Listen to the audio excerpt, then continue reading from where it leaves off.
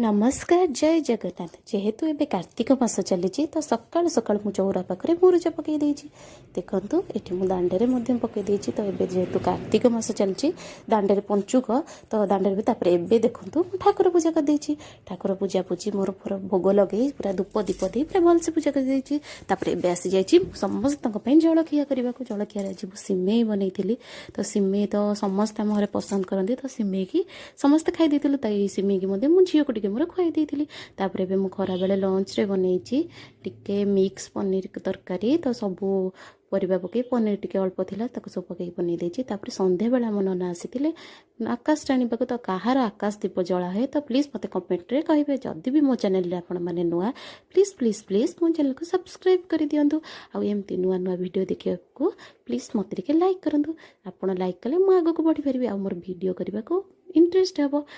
thank you Jai